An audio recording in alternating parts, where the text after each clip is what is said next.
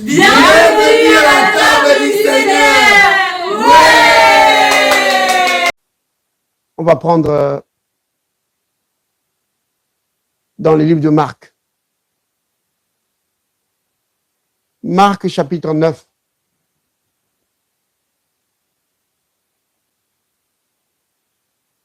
Marc 9.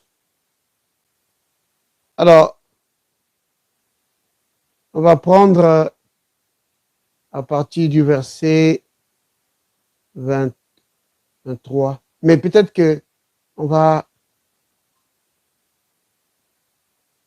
Un instant. Indiquer. Donc, Marc 9. Alors, c'est l'histoire d'un père qui est venu avec son enfant malade. Donc, je crois que vous connaissez cette histoire. Je vais commencer à partir du verset 21. Jésus demanda au Père, combien y a-t-il de temps que cela lui arrive? Depuis son enfance, répondit-il. Verset 22. Et souvent l'Esprit l'a jeté dans le feu et dans l'eau pour le faire périr. Mais si tu peux quelque chose, viens à notre secours et aie compassion de nous. Jésus lui dit, si tu peux, tout est possible à celui qui croit. Donc, cette parole du Seigneur est vraiment une parole très, très forte. Le Christ dit, tout est possible à celui qui croit. Hier, on a parlé d'être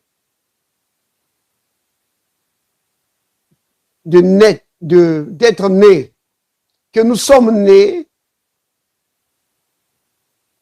pour triompher. Nous sommes nés dans la victoire. Donc, c'est de cela qu'on a parlé. La Bible dit, donc ça c'était dans 1 Jean, chapitre 5, verset 4. Tout ce qui est né de Dieu triomphe.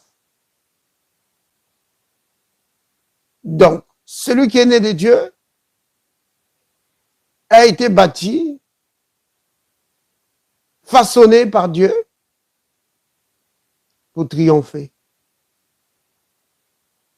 C'est cela le plan de Dieu et la volonté de Dieu pour ceux qui sont en Christ.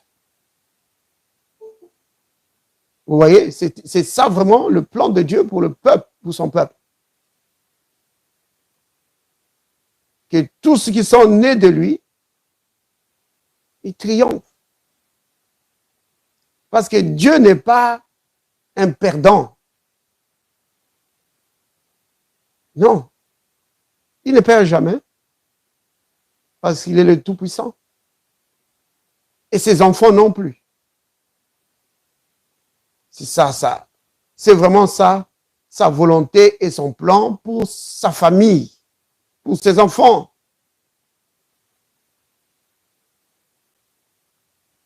Alors, aujourd'hui, nous allons continuer dans la même lancée. Nous allons parler du fait que rien, absolument rien, ne peut t'arrêter. C'est pas moi qui le dis, c'est le Christ qui le dit dans ce passage qu'on a lu tout à l'heure. Donc, pour ceux qui viennent de nous rejoindre, on venait de lire Marc au chapitre 9. Donc, à partir du verset 21 jusqu'au verset 23. Donc, Jésus dit clairement que tout est possible tout est possible à celui qui croit. Tout. Vous voyez? Prenons un autre passage. C'est Matthieu chapitre 17. Ça, c'est le Christ qui s'adresse à ses disciples. Alors, regardez ça. Les disciples ont demandé à Jésus, parce que quand les disciples ont demandé au Seigneur, sœur Evelyne, tu as parlé? Oui, Matthieu chapitre 17, verset. C'est le verset 20. Donc, donc, les disciples ont posé la question au Seigneur, lui demandant pourquoi ils n'ont pas pu chasser l'esprit qui était dans l'enfant. Alors, le Seigneur leur répond. Donc, c'est la même histoire. Hein? Il dit, c'est à cause de votre incrédulité, leur dit Jésus.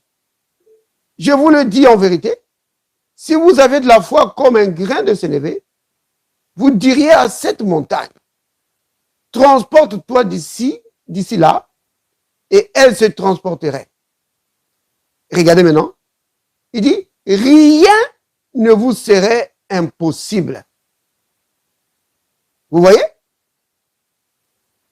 Donc, comme dans Marc 9, verset 23, le Christ il dit à ce monsieur, parce que ça c'est quelque chose de très important que nous devons comprendre. Souvent nous mettons vraiment toute la charge sur le Seigneur. Donc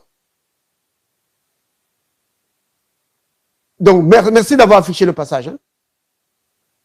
Donc, le verset 20, donc, il dit, c'est à cause de votre incrédulité. Mais non, le Seigneur ne dit pas qu'ils n'ont pas la foi. Vous comprenez? Le Seigneur leur dit que c'est à cause de votre incrédulité. Non, je ne vais pas rentrer là-dedans parce que quelqu'un m'a dit, oh, est-ce que quand on a l'incrédulité, on a aussi la foi? Oui. Mais je ne vais pas rentrer là-dedans. Alors,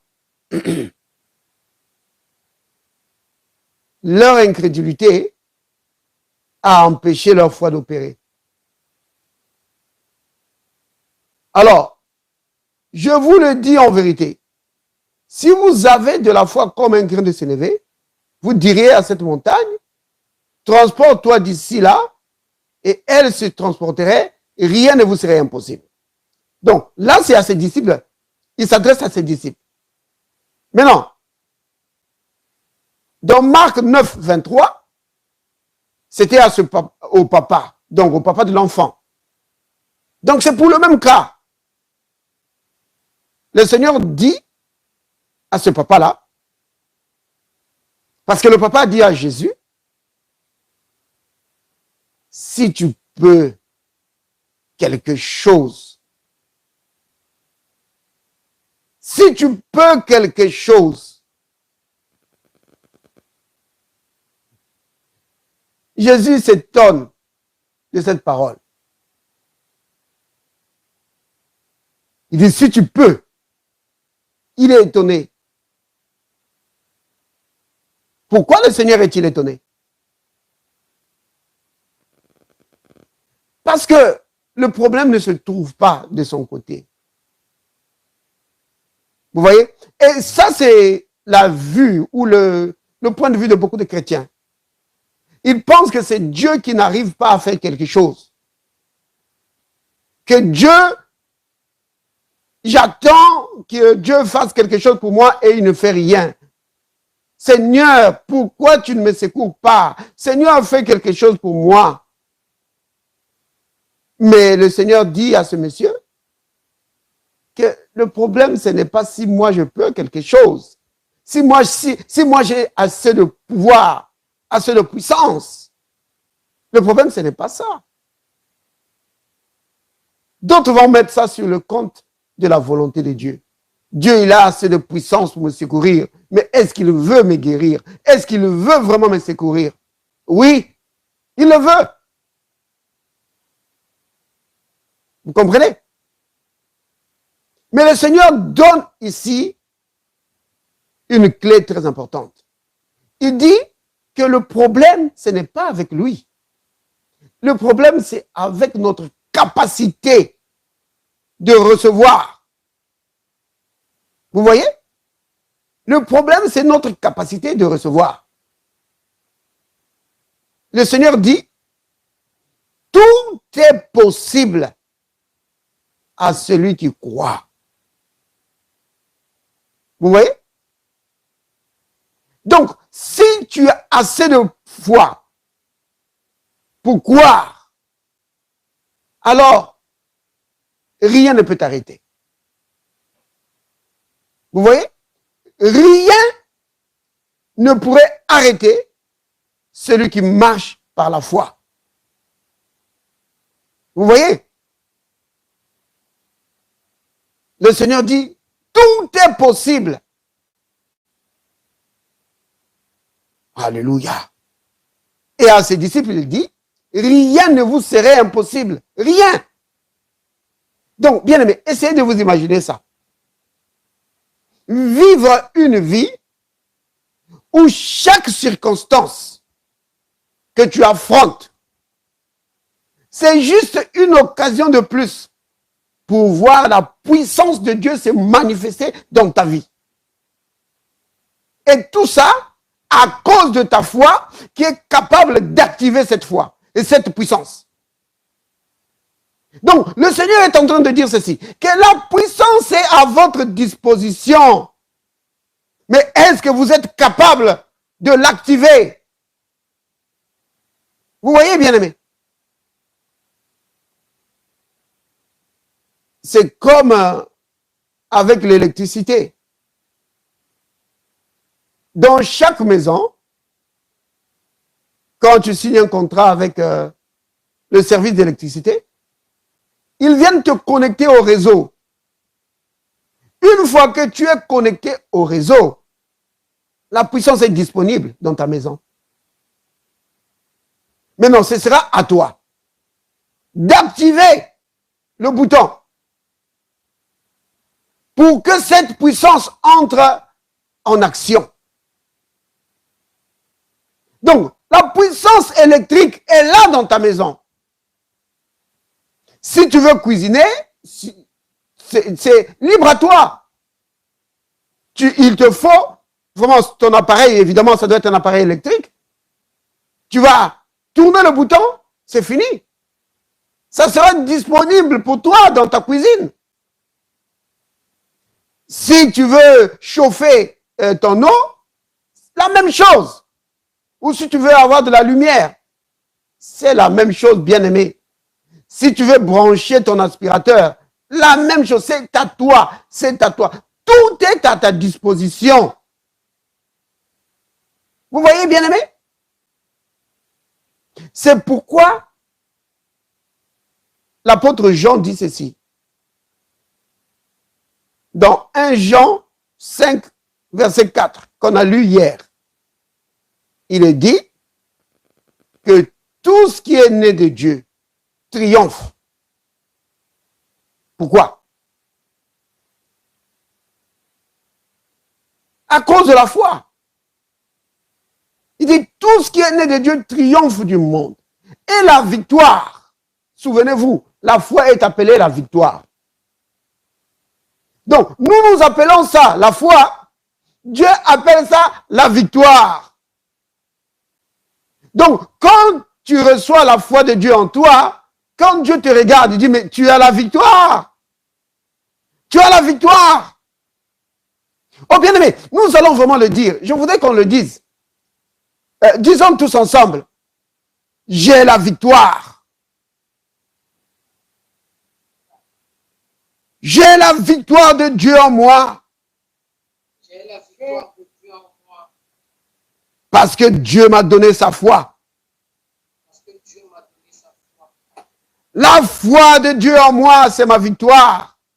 La foi de Dieu en moi, c'est ma victoire. Au nom de Jésus. Au nom de Jésus. Plus jamais je ne vivrai dans la défaite.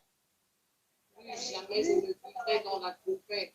Parce que j'ai la foi de Dieu en moi. Parce que j'ai la foi de Dieu en moi. Alléluia. Alléluia. Amen. Vous comprenez, bien aimé? La foi,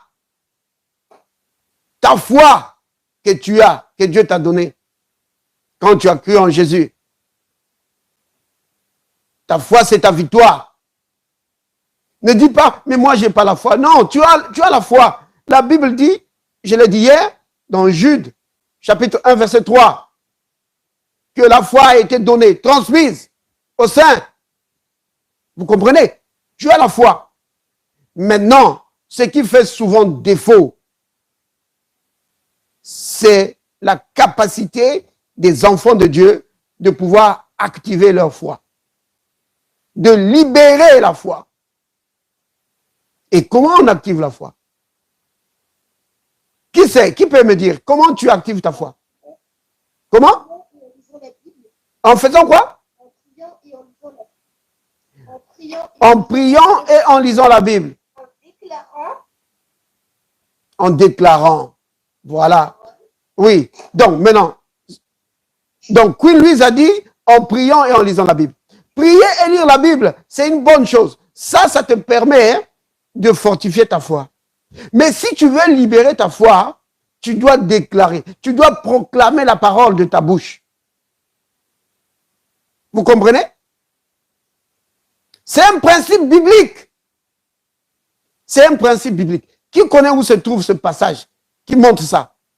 En fait, il y a deux passages au moins qu'on peut prendre qui montrent que c'est en proclamant de notre bouche que nous activons notre foi. Qui connaît? Qui connaît le passage? Ben, le premier passage qu'on peut prendre, c'est Romains chapitre 10. Vous voyez? Versets 9 à 10. Donc, Romains 10. Versets 9 à 10. Tu peux lire? Oui, tu peux lire, Queen Louise. Je lis la parole du Seigneur Romains, chapitre 10, verset 9 à 10. Pardon. Verset 9 à 10. Verset 9 à 10. Si tu confesses de ta bouche le Seigneur Jésus-Christ, et si tu crois dans ton cœur que Dieu l'a ressuscité des morts, tu seras sauvé. Ensuite, lorsque ton croyant du cœur qu'on parvient à la justice, et si ton confessant de la bouche qu'on parvient au salut, selon ce que dit l'Écriture. Amen. Amen. Vous avez entendu? Surtout le verset 10 ici. Il dit, car c'est en croyant du cœur qu'on parvient à la justice, et c'est en confessant de la bouche qu'on parvient au salut. Vous voyez? Donc, le mot salut, on avait déjà expliqué longuement ce que ça veut dire, n'est-ce pas? Ça veut dire guérison, ça veut dire victoire. Vous voyez? Donc, c'est en proclamant de ta bouche que tu arrives à la victoire. C'est en proclamant de ta bouche que tu arrives à la guérison. C'est en proclamant de la bouche que tu arrives à triompher des circonstances que tu rencontres dans ta vie. C'est ça le passage. Retenez ça. Vous voyez? Un autre passage, c'est 2 Corinthiens 4, verset 13. Ça, c'est un autre passage. Je peux lire? Oui, tu peux lire. Il est là dans 2 Corinthiens, chapitre 4, verset 13. Et comme nous avons le même esprit de foi qui est exprimé de cette parole de l'Écriture, j'ai cru. C'est pourquoi j'ai parlé. Nous aussi, nous croyons. Nous croyons. Et c'est pour cela que nous parlons. Amen. Vous avez entendu? J'ai cru. C'est pourquoi j'ai parlé. Donc, quand tu crois, alors tu dois parler. Vous comprenez? C'est un principe biblique. Oh, il y a une autre écriture qu'on peut prendre. C'est Hébreux chapitre 13, versets 5 à 6. Hébreux 13, verset 5 à 6. Oui. Je lis la parole du Seigneur. Hébreux chapitre 13, verset 5. Ne vous livrez pas à l'amour de l'argent. Demandez-vous de ce que vous avez. Car Dieu lui-même a dit, je ne te délaisserai point et je ne t'abandonnerai point. C'est donc avec assurance que nous pouvons le dire, le Seigneur est mon aide, je ne craindrai rien. Qui peut me faire, que peut me faire un homme? Amen. Amen. Vous avez vu le principe là? Est-ce que vous l'avez vu? Vous l'avez vu? Il dit, car Dieu lui-même a dit. Donc, Dieu il a dit, je te délaisserai point, je ne t'abandonnerai point. Il dit, c'est donc avec assurance que nous pouvons faire quoi? Dire. Donc nous pouvons parler, nous pouvons proclamer, nous pouvons confesser. Donc Dieu, il a dit, je ne t'abandonnerai pas, je ne te délaisserai pas. Quand toi tu vois cette écriture-là, ne dis pas, oh Seigneur, je crois. Oh Seigneur, je crois ça. Tu dois maintenant le proclamer de ta bouche. C'est ça le principe de la parole. Le principe pour libérer ta foi. Si tu veux vaincre, tu dois libérer ta foi. Et tu libères ta foi en proclamant ce que la parole de Dieu dit. Dieu, il a dit dans sa parole qu'il ne va pas t'abandonner, qu'il ne va pas te délaisser. Alors toi, tu dois maintenant déclarer, sur la base de cette écriture, tu dois dire, le Seigneur est mon aide. Que peut me faire des hommes? Oui, je ne manquerai de rien. L'Éternel est mon berger. Tu commences à proclamer la parole. Dieu lui-même a dit dans sa parole que par les méthodes de Jésus, nous avons été guéris. Alors, sur la base de cette parole, tu commences à proclamer. Merci Père. Parce qu'aucune maladie ne peut me dominer. Oui, je suis libre de toute maladie. Car toi-même, tu as dit dans ta parole que par les méthodes de Jésus, j'ai été guéri. Le Christ a pris mes infirmités. Il s'est chargé de mes maladies. Tu vois? C'est comme ça que tu libères ta foi. Maintenant, si tu vois qu'il n'y a pas de changement après un jour, ne commence pas à te décourager, à dire « Oh, ça ne marche pas ». Non! Continue! Pourquoi? Parce que la foi dans la majorité, la foi, ce n'est pas quelque chose qui passe du niveau 0 au niveau 100 en un seul coup. Non. La foi, elle monte d'une manière progressive. Souvent, c'est progressif. Donc, ça veut dire quoi? Ça veut dire que tu dois continuellement proclamer la parole. Quand tu es en train de proclamer la parole, ta foi est en train d'être relâchée pour saisir la guérison que Dieu t'a donnée, pour saisir les bénédictions que Dieu t'a données. Oui. Ne te décourage pas après 2 heures ou 3 heures. Oh, ça ne marche pas. Mais non, continue. Vous voyez, c'est comme avec la lumière. Dans beaucoup de cas, quand tu appuies sur l'interrupteur, tout de suite, ça s'allume. Mais vous savez qu'il y a des lumières qui s'allument d'une manière progressive. Notamment les lumières qui sont sur la voie publique. Souvent, leur intensité augmente progressivement. Vous voyez? C'est vraiment capital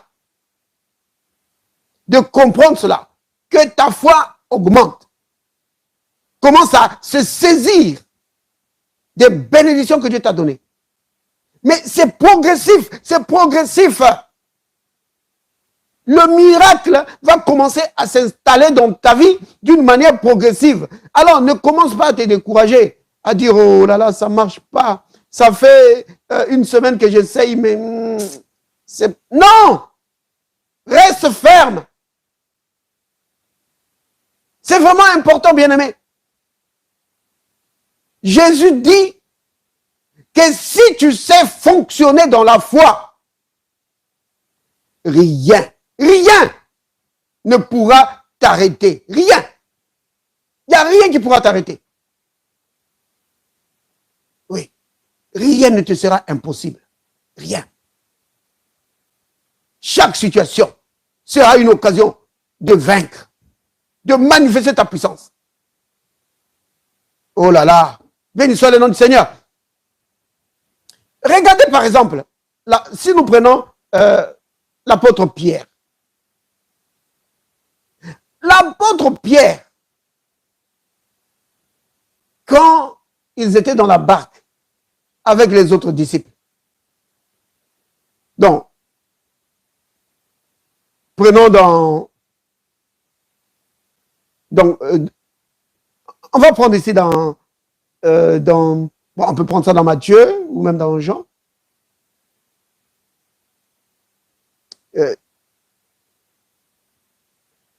Ok.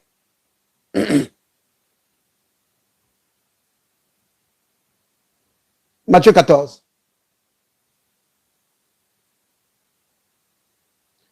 Maintenant, je vais chercher vraiment l'endroit parce que il faut qu'on ait vraiment le contexte. Donc, on pourrait lire le verset 22 à 33, c'est quand même... On va essayer de... Juste un instant, bien aimé. Je vais essayer de circonscrire pour que... Donc, Matthieu 14.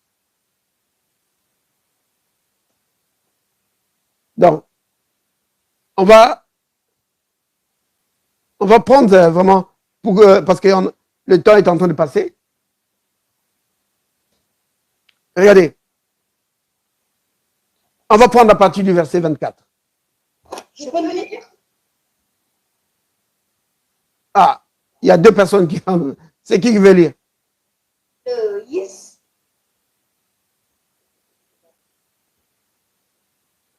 Ok. Lis le verset 24 au verset 25. Après, je crois que Queen Lise aussi voulait lire. Queen Lise, tu pourras lire aussi. Ok. Ok.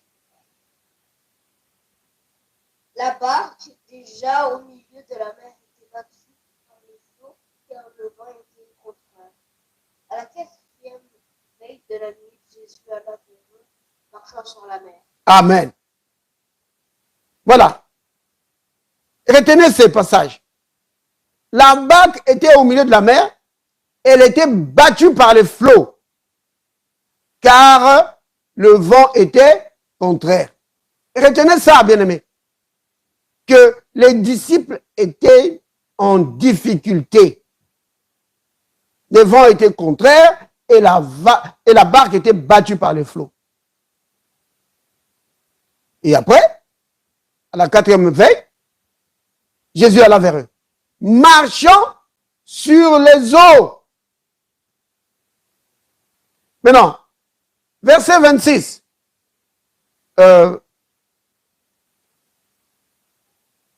Regardez, donc, Queen, tu peux lire verset 26 et 27.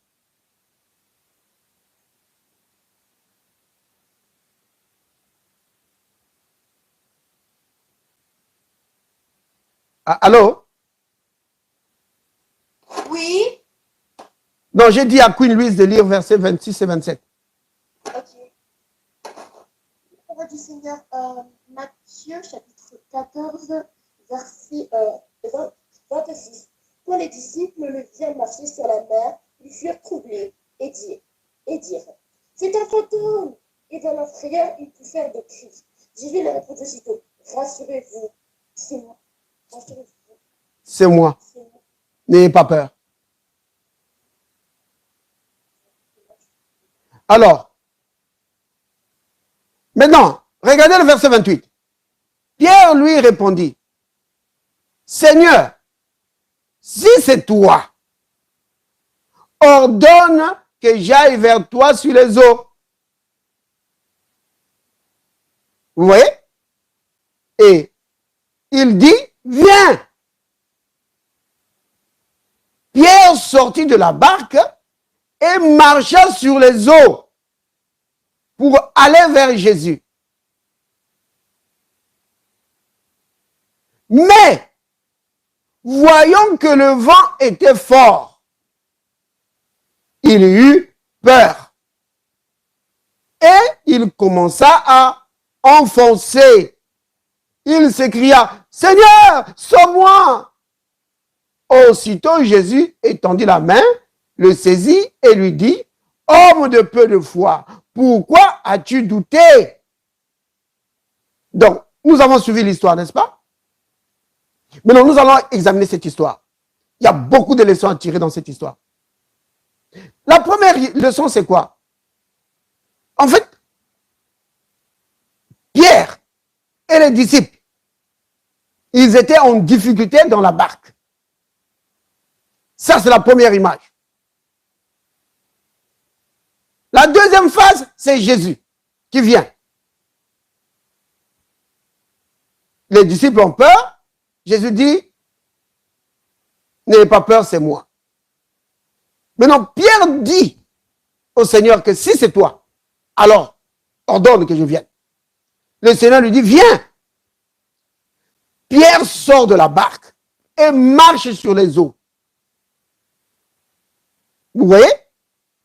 Donc, la Bible dit que Pierre a marché sur les eaux, n'est-ce pas? Donc, Pierre a marché sur les eaux. Vous comprenez, bien aimé? Pierre a marché sur les eaux. Oh, sœur Olène, tu as pu quand même te connecter? Oui. Oh, gloire au Seigneur. Alors, on est en train de lire dans Matthieu, chapitre 14. Maintenant, bien aimé. Ah, sœur Julie. Sœur Julie, que le Seigneur te bénisse. Donc, je vais retourner à notre texte. Amen. Bien aimé. Remarquez. Le Seigneur dit à Pierre, viens. Pierre marche sur les eaux, n'est-ce pas? Donc, il est écrit, Pierre a marché sur les eaux, n'est-ce pas? C'est au verset 29. Pierre sortit de la barque et marcha sur les eaux. Maintenant, bien aimé, quelle est la différence? Je vais vous poser la question. C'est quoi la différence entre Pierre dans la barque et Pierre marchant sur les eaux? C'est quoi la différence? Qu'est-ce qui fait la différence? Qu'est-ce qui s'est passé entre le Pierre qui était dans la barque et le Pierre qui marche sur l'eau?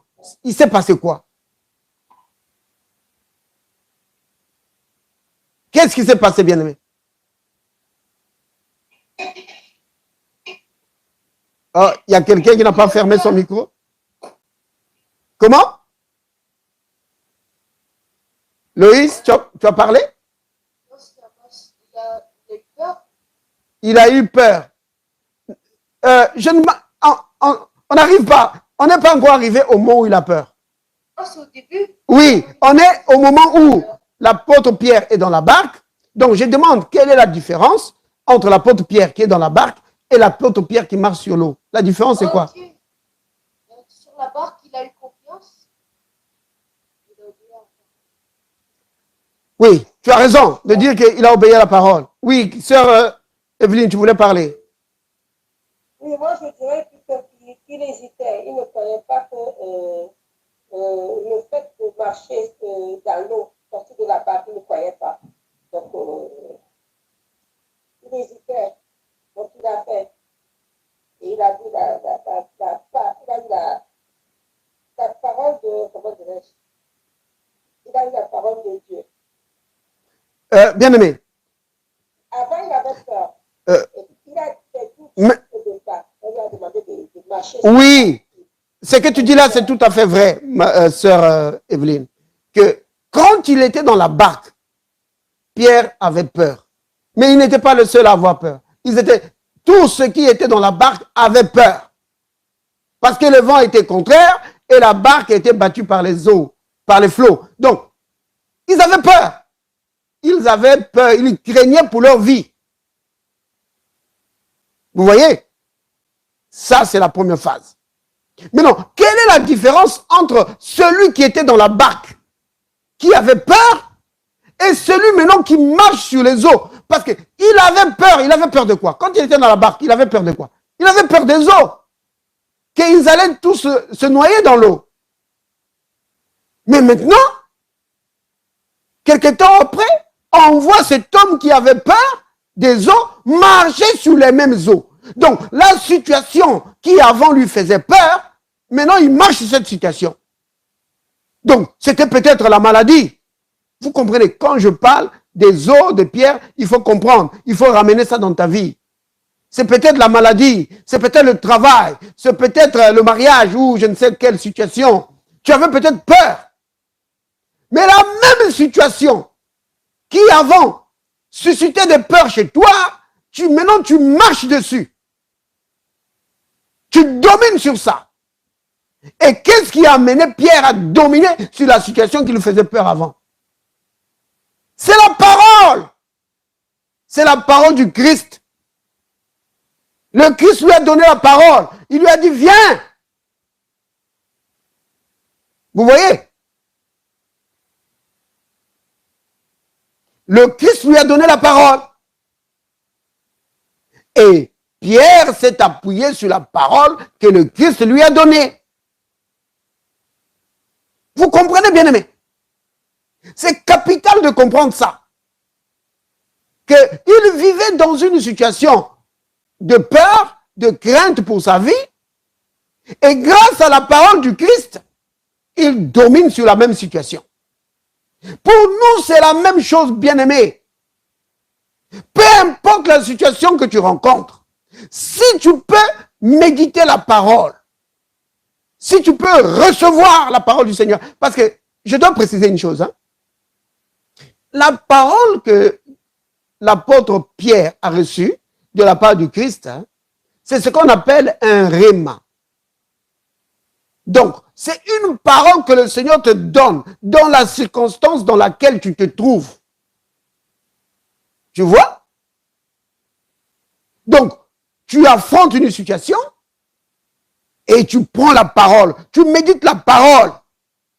Et le Saint-Esprit va attirer ton esprit, il va attirer ton attention sur une parole vraiment bien précise de la Bible. Cette parole-là va vraiment t'accrocher. Tu vas t'accrocher à cela. Et c'est cette parole-là qui va devenir ton rhéma, c'est-à-dire une parole de circonstance. Cette parole, c'est comme pour moi. Je crois que je l'ai déjà dit ici, que une fois j'étais confronté à des problèmes de santé. Mais Jean 10, verset 11, ce passage, je le connaissais. Mais ce jour-là, ce passage est devenu vraiment, c'est comme si ça avait pris vraiment une autre dimension pour moi.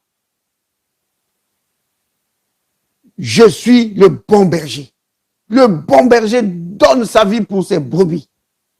Pour moi, cette parole, quand je répétais ça, c'était devenu pour moi une évidence que la maladie ne pouvait pas rester dans mon corps. Parce que le bon berger, il a donné sa vie pour moi. Il a donné sa vie pour que moi je sois libre. Il a donné sa vie pour que moi je vive libre de tout péché, libre de toute maladie. Alors, la maladie qui embête mon corps n'a pas le droit d'être là. Je dis, maladie, je brise ton pouvoir. Tu dois partir. Tu n'as pas le droit de rester dans mon corps. Vous voyez? C'est cela, bien-aimé. Quand tu es confronté à des situations, n'abandonne pas la parole de Dieu. Au contraire, c'est le temps pour toi de te plonger dans la parole, de méditer la parole, de prier. Alors, tu n'as pas besoin, parce que certains attendent peut-être d'entendre une voix. Dieu peut te parler avec une voix audible, te donner une parole, il peut le faire. Mais souvent, c'est en méditant la parole que tu vas voir qu'une certaine parole, comme par exemple le psaume 23, l'Éternel est mon berger, ça pourrait devenir pour toi vraiment une parole qui va te saisir. Tu dis, mais non, il est mon berger.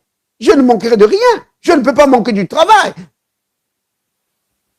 Un autre cas, quand j'ai cherché du travail, le passage qui est devenu pour moi vraiment vivant, ce qui est devenu pour moi un réma, c'est-à-dire une parole de circonstance, c'était dans Éphésiens chapitre 5. Quand l'apôtre Paul dit, le mari doit prendre soin de sa femme comme Christ prend soin de l'Église. Cette parole, ça m'a frappé le cœur. J'ai dit, quoi? Christ prend soin de l'Église. Donc ça veut dire de moi, parce que moi je fais partie de l'Église. Alors, comment Christ prend soin de l'Église? Je ne peux pas manquer de travail, c'est pas possible. Parce que la Bible dit qu'il prend soin. Alors, je prie, je remercie le Seigneur, je dis, oh merci Seigneur, parce que tu prends soin de l'Église, tu prends soin de moi, je ne peux pas manquer de travail, c'est impossible. Vous voyez? C'est comme ça que tu triomphes. Donc, quand nous disons que, c'est pas moi qui le dis, c'est la Bible qui le dit, c'est le Christ lui-même qui le dit, que si tu marches dans la foi, rien ne te sera impossible. Il faut comprendre qu'il est en train de parler ici de la parole. Que si tu peux t'appuyer sur la parole, si tu peux prendre sa parole, recevoir sa parole, la mettre en pratique, relâcher ta foi par rapport à cette parole, rien ne te sera impossible. Tu vas triompher. Vous comprenez, bien-aimés? Donc, quand tu vois cette parole du Christ de Marc 9, verset 23 qu'on a lu tout à l'heure, il ne faut pas juste rester en surface. Il faut comprendre que tu dois prendre cette parole, la méditer et trouver vraiment une parole qui va vraiment te servir d'appui. Oui, il y en a plein dans la Bible, il y en a plein dans la Bible. Il suffit que tu prennes du temps pour méditer la parole. Tu vas voir que le Saint-Esprit qui est en toi, il va attirer ton attention sur un passage. Et tu vas t'accrocher à ce passage-là et commencer à proclamer ce passage. Et relâcher ta foi. Vous comprenez? C'est comme ça que tu vas triompher. Dans chaque circonstance. Vous comprenez? Donc, quand nous disons triompher par la foi, c'est que la foi s'appuie sur la parole. La foi ne s'appuie pas sur les impressions que tu as ou sur les paroles des hommes. La foi s'appuie sur la parole de Dieu. Donc, triompher par la foi, c'est triompher par la parole. Vous comprenez, bien-aimés? Triompher par la foi, c'est triompher par la parole. Oh! Béni soit le nom du Seigneur. Mais non, regardez l'apôtre Pierre. Il était en train de triompher. Il était maintenant en train de dominer sur la situation qui avant lui faisait peur. Il est en train de dominer, de marcher sur ça. Et après, ça s'arrête. Et qu'est-ce qu'il a arrêté? La peur. La peur de quoi? La peur de se noyer. Parce que le vent était devenu fort. Quand il a constaté ça, il a eu peur. Et dès qu'il a laissé la peur s'introduire dans son cœur, c'était fini. Sa foi a été paralysée. Vous comprenez? Le miracle avait commencé dans la vie de l'apôtre Pierre. Il dominait sur la situation. Comme tu peux dominer sur les situations de ta vie. Et après, il y a la peur. À cause d'une parole que tu as entendue. À cause du médecin qui a dit quelque chose. À cause de quelqu'un qui t'a dit, ah, mais moi je connais quelqu'un qui a une situation comme ça s'est mal terminé. Et toi tu as peur. Tu as peur. Alors maintenant, tu plonges. Vous voyez? Ne te repose pas sur la sagesse des hommes. Repose-toi sur la puissance de Dieu. Ça, c'est pas moi qui dis ça, c'est l'apôtre Pierre, l'apôtre Paul qui le dit. Que, afin que votre foi se repose non sur la sagesse des hommes, mais sur la puissance de Dieu. Vous comprenez? L'homme, malgré sa sagesse, sa connaissance, il peut venir te dire, tu dis, ok, mais moi je me repose sur la puissance divine. C'est vraiment capital, bien-aimé. Donc, ce qui a arrêté Pierre, c'était la peur. Parce qu'il a considéré les éléments naturels. Il a été arrêté. Vous voyez? Dans la Bible, nous pouvons voir beaucoup d'enfants de Dieu qui ont été arrêtés. Ils auraient pu triompher. Ils auraient pu vivre dans le triomphe. Mais ils ont été arrêtés par la peur. Donc, quand nous disons, ou quand la Bible dit de triompher par la foi, ça veut aussi dire que tu dois faire attention à la peur.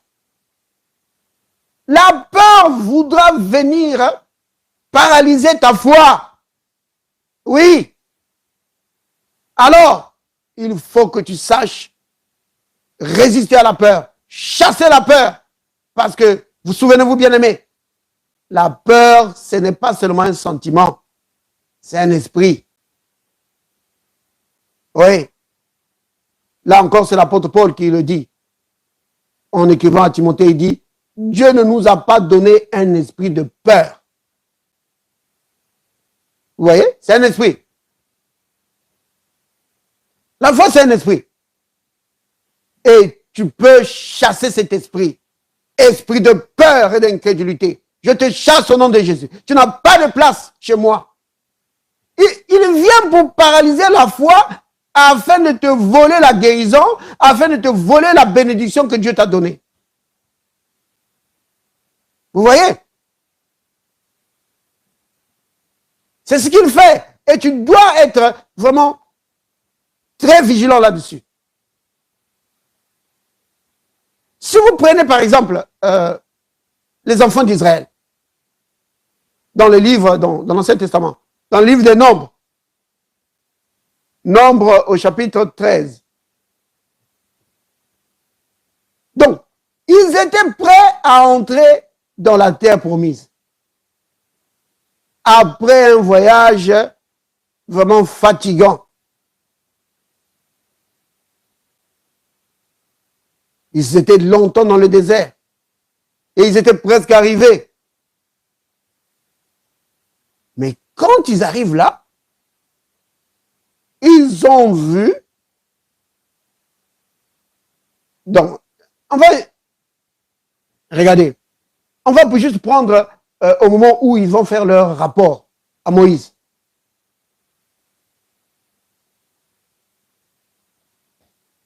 Alors, verset 26. Alors arrivé, donc, regardez, je vais d'abord montrer quelque chose ici. Hein. Remontons d'abord, avant de lire le verset 26. Prenons d'abord le verset premier. Tu peux lire? Je voulais lire, comme ça on va aller vite, parce qu'il nous reste très peu de temps. Donc, Nombre 13, verset premier. L'Éternel parla à Moïse et dit, envoie des hommes pour explorer le pays de Canaan que je donne aux enfants d'Israël.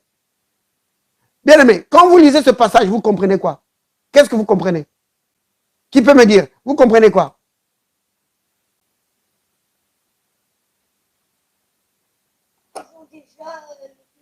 Ils ont déjà le pays. C'est ce que ça veut dire. C'est vraiment clair. Dieu dit à Moïse, envoie les gens pour qu'ils aillent regarder le pays que je vous ai déjà donné. C'est à vous. Vous voyez? Donc, Dieu a déjà donné. Pour lui, c'est fait. C'est terminé. Comme quand il dit, lui par le maîtrise duquel vous avez été guéris. C'est fait. Ou encore, béni soit Dieu, le Père de notre Seigneur Jésus-Christ, qui nous a bénis de toutes sortes de bénédictions spirituelles dans le lieu céleste en Christ. C'est déjà fait. Vous voyez, c'est fait. Pour lui, c'est fait. C'est terminé. Mais maintenant, le peuple doit posséder ce que Dieu leur a déjà donné. Et c'est là où ça va poser problème. Mais du point de vue de Dieu, c'est déjà fait. C'est terminé. Il a donné. Maintenant, le verset 26. Regardez maintenant le verset 26. Le peuple va avoir maintenant de la misère pour saisir ce que Dieu leur a déjà donné. Maintenant, la Bible dit, à leur arrivée, ils se rendirent auprès de Moïse et d'Aaron et de toute l'assemblée. Donc, l'assemblée des enfants d'Israël, à Kadès, dans le désert de Paran. Ils leur firent un rapport, ainsi qu'à toute l'assemblée, et leur montrèrent les fruits du pays. Voici ce qu'ils racontèrent à Moïse. Nous sommes allés dans le pays où tu nous as envoyés. À la vérité, c'est un pays où coule le lait et le miel, et en voici le fruit. Donc, ils sont en train de dire, Dieu a vraiment dit la vérité. C'est vraiment comme ça. Le pays est comme Dieu l'a dit. Mais Dieu n'a pas seulement dit que le pays, c'est un pays où coule le lait et le miel. Dieu a encore dit, je vous le donne. Mais ça, ils ont oublié. Et là où ils vont vraiment casser tout, c'est au verset 28. Mais, vous voyez, le mais vient balayer tout ce qu'ils ont dit avant. Ils ont dit, nous avons vu le pays. Le pays est vraiment comme Dieu l'a dit. Oh là là! Alors, on s'attendait qu'ils disent, gloire au Seigneur, c'est notre pays. Mais non, allons, mais non, nous devons y aller maintenant. Nous devons y aller. Allons-y et possédons le pays. Mais non. Qu'est-ce qu'ils ont dit? Mais le peuple qui habite ce pays est puissant. Oh. Le peuple qui habite le pays est puissant. Les villes sont fortifiées, très grandes. Nous y avons vu des enfants d'Anak, donc c'est des géants. Les Amalécites habitent à la contrée du Midi. Les Étiens, les Jébusiens, les Amoréens. Oh là là. Ils commencent à citer les ennemis qu'ils ont vus là-bas. Caleb comprend tout de suite que ces gens commencent à détruire tout ce qu'ils ont dit avant. Caleb leur dit, taisez-vous, vous ne faites que nous faire entendre la voix de votre incrédulité.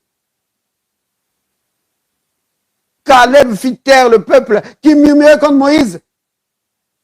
Qu'est-ce que... Voilà, regardez. Les 10 espions, c'est ce que dit Caleb ici, c'est ce qu'ils auraient dû dire. Montons, emparons-nous du pays, nous y serons vainqueurs. C'est ce qu'ils auraient dû dire. Maintenant, bien aimé, Caleb, il fait partie des gens qui sont partis. Hein. Caleb était parmi les 12 espions qu'on avait envoyés. Donc, Caleb aussi avait vu les géants. Il les avait vus. Caleb les a vus. Mais Caleb, ça ne l'a pas perturbé. Il a dit, peu importe combien il peut être géant, ça n'a pas d'importance pour moi. Pourquoi? Bien-aimé, qui peut me dire, pourquoi Caleb était-il capable de dire, montons, emparons-nous du pays, nous y serons vainqueurs. Alors que les autres... Pardon? Que nous sommes le peuple du Seigneur. Amen. Parce qu'ils croyaient que c'était le peuple du Seigneur, parce qu'ils croyaient que le Seigneur était avec eux au milieu d'eux. Et pas seulement ça, mais parce qu'ils avaient vu comment Dieu avait traité Pharaon. Il avait vu comment Dieu a ouvert la mer Rouge. Il a vu comment Dieu les a aidés tout au long du chemin. C'est pourquoi il disait, mais Dieu nous a délivrés depuis là-bas. Pourquoi il va nous délaisser maintenant? Non, allons-y. Dieu lui-même a dit, ça nous appartient. Alors, allons-y. Vous voyez? Donc, les 10 espions ici, ils ont été arrêtés comme Pierre à cause de ce qu'ils ont vu. À cause des obstacles. Ils ont été arrêtés. Vous voyez? Regardez. Verset 32. Attends, prenons d'abord le 31. Mais les hommes qui étaient allés avec lui, vous voyez? Donc, les hommes là étaient allés avec Caleb. Qu'est-ce qu'ils ont dit? Ils dirent, nous ne pouvons pas monter contre ce peuple. Pourquoi? Pourquoi? Car il est plus fort que nous. Ce peuple est plus fort que nous. Bien aimé, qui peut me dire l'erreur ici? L'erreur, c'est quoi? Dans cette parole qu'ils sont en train de dire ici, c'est quoi l'erreur? Et parce qu'ils n'ont pas cru en leur Seigneur. Voilà, c'est cela. Parce que eux se comparent à ce peuple-là. Ils se comparent à cette bataille. Bien aimé, dans ta bataille, dans le problème que tu affrontes, ne te regarde pas à toi-même. Regarde le Seigneur. Regarde les capacités du Christ qu'il a placées en toi. Ne te regarde pas tes capacités humaines. Si tu te limites aux capacités humaines, tu ne pourras pas aller loin. Vous voyez? Ces gens disent, ils sont plus forts que nous. Mais non, bien aimé, est-ce que Pharaon n'était pas plus fort que eux? Si, Pharaon était plus fort que eux. Et pourtant, Pharaon a été vaincu. Pourquoi? À cause de la main de Dieu. Quand ils sont arrivés devant la mer Rouge, est-ce qu'eux-mêmes, ils pouvaient traverser la mer Rouge? Non. La mer Rouge était plus forte que eux. Mais pourquoi ils ont vaincu la mer Rouge? À cause de la main de Dieu. Vous voyez?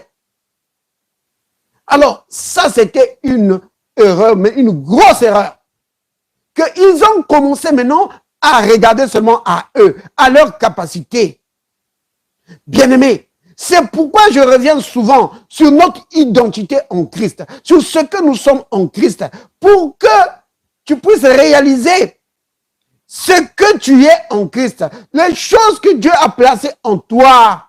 Ne regarde pas à tes capacités humaines, regarde aux capacités divines que Dieu a placées en toi. Vous comprenez? Oui. L'apôtre Paul dit, alors qu'il écrivait aux chrétiens de Colosse, il est dit dans Colossiens chapitre 1, verset 12, il dit, rendons grâce au Père, qui nous a rendus capables. Vous voyez? Rendons grâce au Père, parce que le Père nous a rendus capables d'avoir part à l'héritage des saints dans la lumière. Vous voyez? Verset 12. Oh, j'aimerais que quelqu'un lise ça. Quelqu'un peut lire ça? Romains 12, Colossiens chapitre 1, verset 12. Tu peux lire? Oui, tu peux lire. Verset 12 et 13. Rendez grâce au Père qui vous a rendu capable d'avoir part à l'héritage des saints dans la lumière. Il nous a délivrés de la puissance des ténèbres et nous a transportés dans le royaume du Fils de son amour. Amen. Vous avez vu, bien-aimé? C'est pourquoi c'est important pour chaque enfant de Dieu de connaître qui tu es. Dans ce verset, au verset 12, il dit, Dieu nous a rendus capables. C'est-à-dire que Dieu nous a donné des capacités. Il a mis des capacités en nous. Vous voyez? Et pour que ces capacités fonctionnent en toi, bien-aimé, c'est ta foi qui active ça. Et on a expliqué comment tu fais. Tu dois proclamer cela. Donc, quand tu lis un passage comme ça, tu dis, Père, merci. Merci, Père, parce que tu m'as équipé. Tu m'as rendu capable, oui, de posséder l'héritage avec tous les saints. Oui, Père, tu m'as donné des capacités surnaturelles pour dominer les puissances des ténèbres. Rien ne peut me nuire. Tu vois? Vous comprenez, bien-aimé? C'est cela. Triompher par la foi, c'est cela. Tu t'appuies sur tes capacités divines. Si tu ne t'appuies pas sur tes capacités divines, bien-aimé, tu ne peux pas triompher par la foi. Parce que tu vas regarder à tout ce qui est naturel, tu vas regarder aux symptômes, tu vas regarder à ce que le médecin dit, tu vas regarder et tu vas te décourager. Vous voyez? Et c'est ça qui arrête.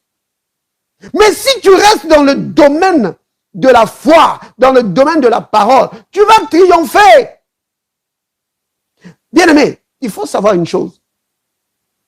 Que la stratégie de Satan, ça sera toujours de t'amener sur le terrain du raisonnement.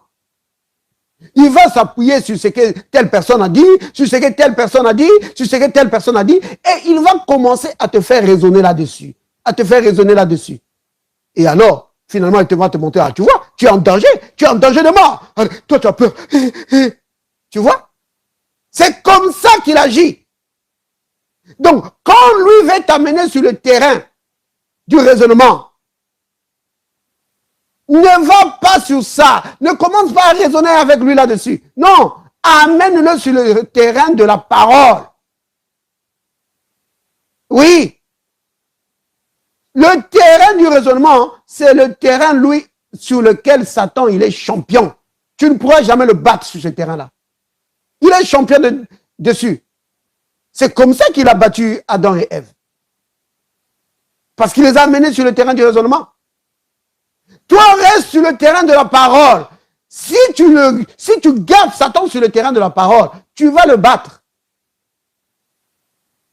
Oui. Parce que Jésus dit qu'il ne se tient pas dans la vérité. Si tu l'amènes là, il ne pourra pas se tenir dans la vérité. Il ne se tient pas là-dessus. Tu vas le battre. Vous voyez? C'est pourquoi la Bible dit que résistez-lui avec une foi ferme. Donc c'est la parole, n'est-ce pas? Il ne dit pas résistez-lui avec votre raisonnement. Non, résiste-lui avec la parole. Oh, bien-aimé, c'est vraiment capital. Ça, c'est les enfants d'Israël. Nous pouvons prendre aussi, comment dire, un autre cas où les enfants d'Israël, ils ont été arrêtés. Ils ont été arrêtés par Goliath. Pourquoi? À cause de ce qu'ils voyaient. Ils ont vu Goliath, il était tellement énorme. Ils ont eu peur. Vous voyez, bien-aimé? Ils ont considéré les éléments naturels. Après, ils ont eu peur. Et ils ont été bloqués, arrêtés. Ce schéma-là, bien-aimé, ça, souvent, c'est ce schéma-là que Satan utilise. Il va te faire remarquer les éléments naturels, les symptômes, les choses qui ne vont pas, pour t'amener dans la peur. Et une fois que tu es dans la peur, ta foi est emberlificotée, ligotée, paralysée, et tu es dans la défaite. Et c'est ce que Pierre a eu. Vous comprenez? Donc, pour triompher par la foi, tu dois savoir activer ta foi et tu dois savoir résister à la peur. C'est souvent ça qu'il va amener, la peur. Par le raisonnement, il va amener la peur. Résiste à ça et tu vas triompher. Alors, plus rien ne va t'arrêter. Plus rien ne va t'arrêter. Oh! C'est pas moi qui le dis, c'est le Christ qui le dit. Rien ne te sera impossible. Tu vas vivre dans la victoire, peu importe le problème que tu affrontes. Béni soit le nom du Seigneur. Alors, disons tous ensemble, Père, merci. Père, pour la foi que tu m'as donnée, afin que je vive dans la victoire. Peu importe les circonstances. Béni sois-tu, Père. Au nom de Jésus. Amen. Oh, bien-aimé, retenez ça. Que le Christ dit que si tu peux marcher par la foi, rien ne te sera impossible. La foi, ça marche, bien-aimé. La foi, ça marche. Vous comprenez? La foi, ça marche. Oui. Oh, béni soit le nom du Seigneur. On va s'arrêter là et on va passer aux différentes requêtes. Je vais aussi arrêter le direct. Ok. Donc, si quelqu'un a une requête, peut donner.